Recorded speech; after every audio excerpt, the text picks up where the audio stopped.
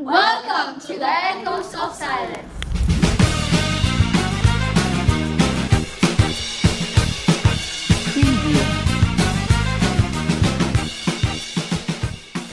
A foodcast where we uncover stories that history often forgets. I am Michelle. I am Carl. I am Gian. I am Maylene. I am Marian. And I am Andrea.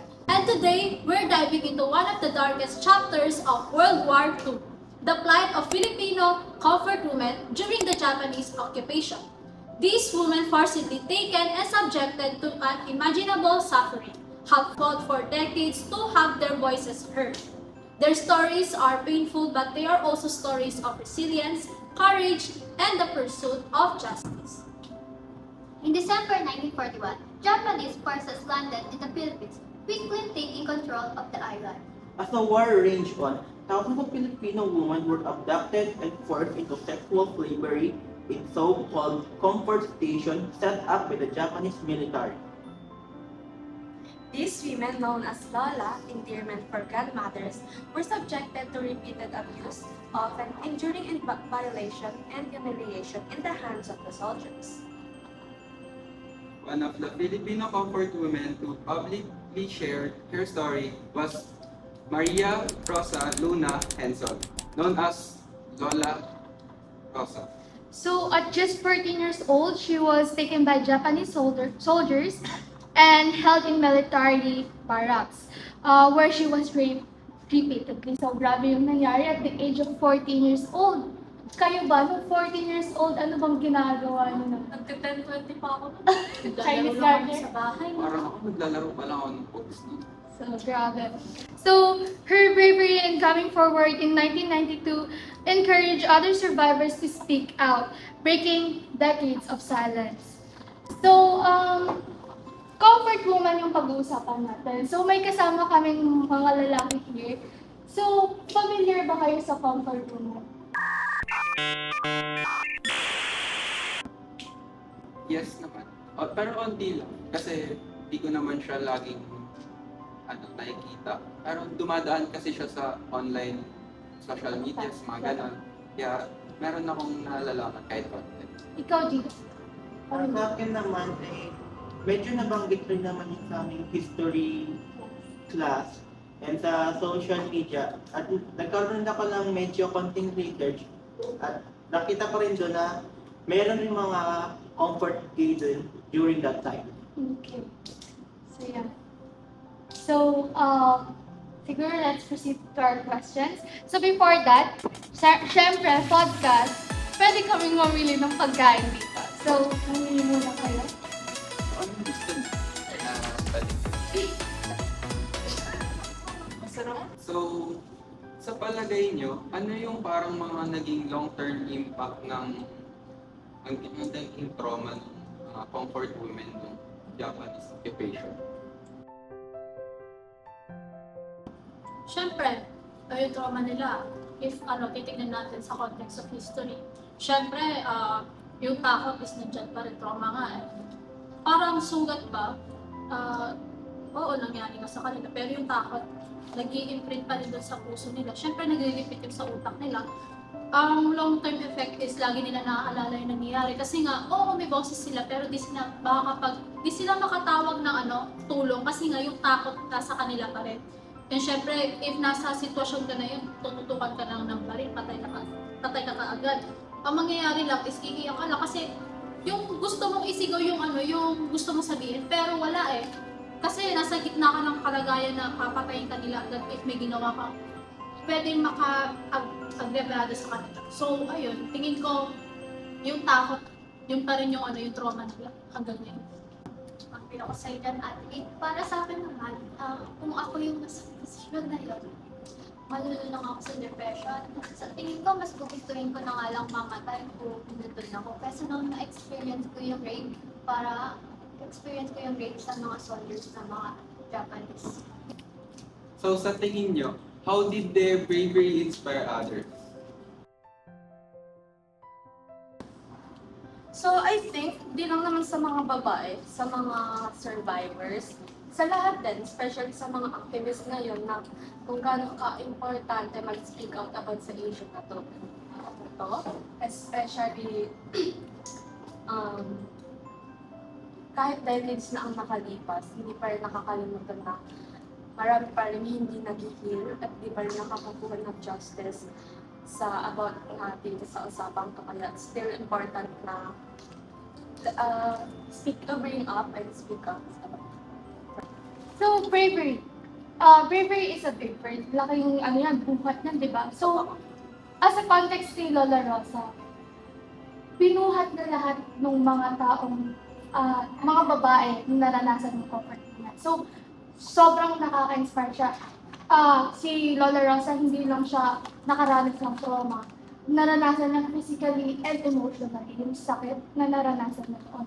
So, nakaka-inspire siya kasi even, di ba sabi nga na 14 years old pa lang siya na rin. So, kailan ba siya nag-speak up? Di ba sobrang tanda niya. So, even kahit sobrang tagal na yung, yung nangyari sa kanya, nag-speak out pa rin siya for justice kasi freedom niya yun eh. So, nangyari na yun. So, yun, parang pinapakita niya yung bravery niya na kung kaya niya, kaya din ng iba. So, yun. What setbacks do you know that women from before that up until now still exist in our society? Reflecting to the history, way back in the history. I think yung conscious pa rin yung mga, parang takot pa rin yung mga babae na mag-express na sa kanila. Kasi ngayon, marami pa rin threats na rape, nag-i-exist pa rin yung cases ng rape. Tapos, if i-open natin yung pag i-open yung topic na yung sexual assault and rape, ang sinisisi nila, di ba, nowadays is pananamit ng babae.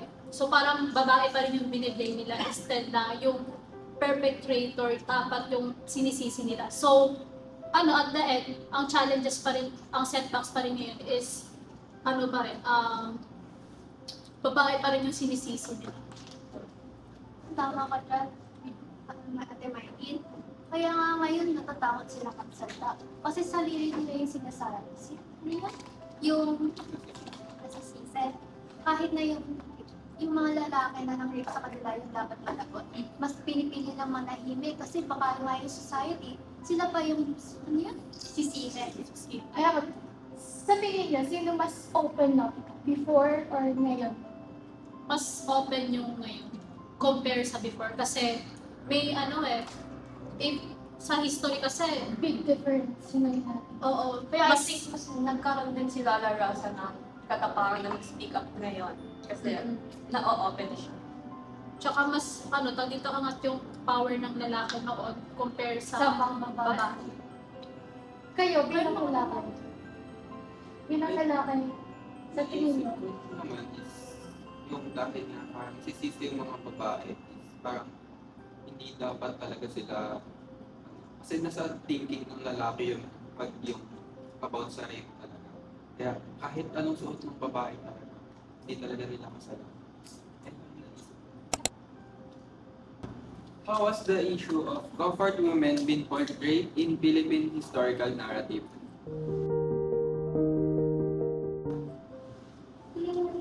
siguro medyo kulang pa rin. Kasi, to be honest, itong comfort woman, ngayon ko lang siya nalaman nung diniscuss natin. So, basically, hindi open lahat ng tao, hindi nila alam kung ano yung comfort woman.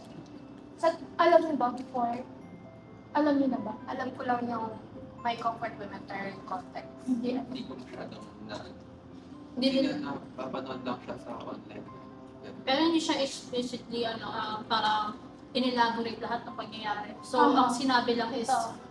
yung may naganap na comfort woman. Pero So, parang kulang pa rin siya. So, parang hindi pa rin talaga na-emphasize yung talagang pinagdaanan yung hirap ng mga taong nakaranas ng conflict. At saka masyado siyang natabunan ng ibang effects ng war. Totoo. Like, oo, madaming buhay ang nasira. Pero, nasira rin naman yung buhay Oo, nila. wala. Bakit hindi sila napag-usapan? Plus, sa education, hindi siya nababanggit sa legacy, sa yung panlipunan, yung mga ganon, di ba? Parang sa college na lang agad siya natututunan, may ganon pala. Parang nag-exist nangyari pala siya. pala to. History pala siya. So, I think dapat mas maging partner rin siya. Kaya siguro importante rin yung life, tapos yung RPH. Siguro importante yun dahil meron talaga tayo new knowledge about the Philippines. Ito na yung part na marirealize mo na pag siya inaaral. Oo. Kasi ano yun, minor lang naman tayo. Oo. Pero hindi siya minor kasi it's May major part Impact ng mga Filipinos. What efforts have been made in the Philippines to seek justice for the victims and survivors of the family? So, dun sa justice system is hindi pa rin siya nag-exist. Kasi sabi, ang ano lang narinig ko lang, Diba? hindi pa rin daw nagsasorry yung yung mga tao, yung mga citizens sa Japan. Kasi sa kanila, education system nila is hindi hina-elaborate yung yung pangyayari ng pag-colonize nila sa ibang bansa, yung comfort movement. So, hindi sila kinukwento. Narinig ko and nakita ko lang sa online is may isang Filipino na nagkwento na ganito yung naranasan nila sa Japanese colonization, may comfort movement and ano. And the Japanese itself is, he felt sorry kasi pat ganun daw ka baboy daw na ginawa ng kapwa nila. Then, bakit hindi daw sila nag-sorry and hindi sinasabi or parang tinatakil sa education nila yung kaganapan sa history. So, for the context ng justice is hindi pa rin talaga nagkakaroon ng justice for the comfort women. However, ang nangyari lang is may parang rebulto, na yung rebulto somewhere sa Rojas Boulevard to honor the bravery and to give contribution or contribution sa mga victims and survivors ng comfort. Pero Hindi hindi pa siya rin enough. sapat. Hindi siya Same enough. thing Kasi with materialistic my lang naman yun and hindi naghihilom sa sa isang materialistic yung scars na pangyayari nila. So, ayun. Kapalit ng well-being nila din materialistic. I don't think that it is enough na segregate natin siya as justice sa kanila. Parang tinanggal pa yung statue. Oo. Noong sa panahon na ni Duterte. So, wala pa rin. Parang wala pa rin nagsisik ng Disregard pa din. Oo. May follow-up question pala itong kay Juan. After the war pala yung mga military leaders noong sa Japan ay nilagay sila sa trial. Through Asian women, lahat ng mga naging biktima, hindi pala lahat, nakareceive ng 2 million yen. At mayroon silang na-receive na letter from the Prime Minister ng panahon na yun as apology.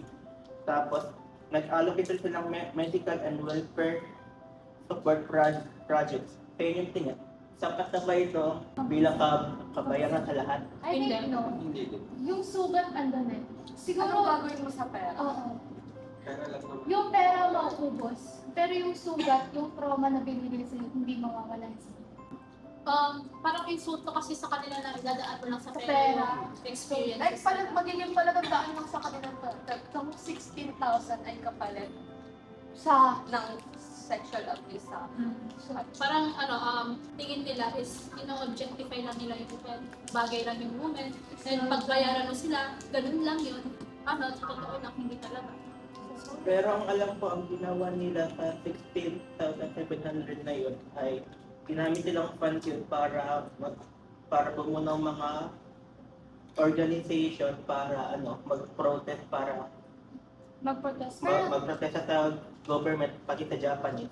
ayun nga yung sinasabi namin, hindi enough yung petition, yung pag-rally nila para ma-seek justice. Kasi if nag-rally sila dyan, napansin ba sila ngayon? Hindi pa rin eh. Lalo na yung reporto, di ba natanggal pa rin yun? So, wala. Hindi rin nila pinis doon. Hindi nila tinignan.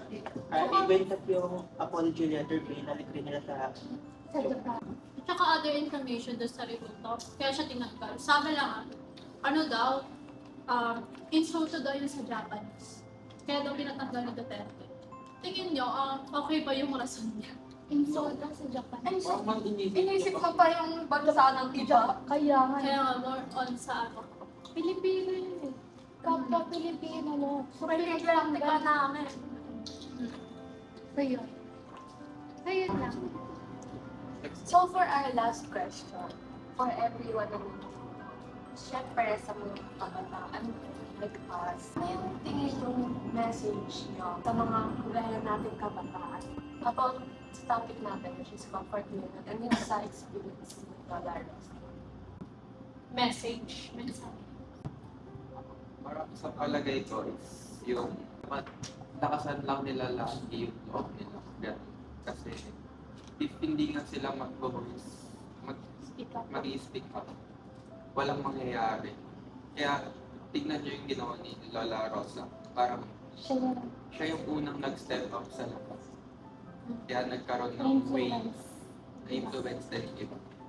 So yung akin, if may experience man kayo or wala, okay lang na natatakot kayo. Pero make sure yung takot nyo is hindi kayo pinanghihinaan talaga na gawin yung dapat na gawin. Kasi kung ano yung dapat mong gawin, dapat yun yung sundin mo. Hindi yung takot yung pinapailan para sa sarili mo. Kasi at the end of the day, ikaw pa rin yung magiging. Tulad ni Lola Rosa, umiyak siya ng ilang taon, maraming taon, dahil lang dun sa pinagagawa sa kanila ng kapon. Pero hindi hindi siya pinanghinaya ng loob para lang na hindi i-voice out kung ano yung mga karanasan niya at ano yung naramdaman niya nung panahon na yun. So, kahit takot ka, gawin mo pa rin yung dapat mong gawin. Yung pagiging tahimik kasi, silence, natatago niya yung katotohanan. Kaya dapat mag-speak out tayo sa mga pangyayari. Nakikita natin sa paligid, yung mga kahit na may nakikita tayong kasamaan, sabihin natin. At tumayo tayo sa mga justice at tandaan natin yung mga voices na mga nahirapan nung time na yun para makabuild tayo ng maganda pa future para sa mga malay mo ma-experience pa ulit natin. I think ang message ko para sa mga kabataan is sila'y mag-speak up at manindigan. Alam ko naman hindi madali kasi pwede kang takutin. Pero para pagkadiyan dapat mag-speak up at manindigan. Kaya sa dumating araw ay huli na lahat. Para sa akin naman, it is important na matuto tayo sa katapangan ng Lola Rosa and continuous fighting, seeking for justice, healing sa mga apektuhan ng abuse. Hindi lang yung sa dati pero pati yung mga sa nangyayari. So yung experience ni Lola Rosa about standing up sa injustice is important even if the world turns their back on. Feel ko, isa lang naman yung ibig nating sabihin is huwag matakot, magsalita para sa tama. Ganun din yung gustong sabihin sa atin ni Lola Rosa. So, tulad ni Lola Rosa, kahit gaano kahirap, importante yung katotohanan. So, sabi nga niya, mas mabuti pang mag-take risk kaysa sa mahuli ng lahat, diba? So, to conclude, Lola Rosa shared a powerful lesson, which is to stand strong and speak out. Because through our voices, dito nakukuha at nagproprotektahan yung freedom natin. So, meron kasi akong kasabihan which connects sa story ni Lola Rosa, which is yung be a voice, not an echo. So, since high school pa yun. Since high school. So, connected siya dahil si Lola Rosa, she chose na to raise her voice rather than being silenced by the echoes of her painful past. So, yun lang. So, Doon nagtatapos. doon na tatapos ang podcast. So, ito, natural lang na nacho. May top 1.5. May top 1. And that's all for today. And thank you for watching Echoes of Silence.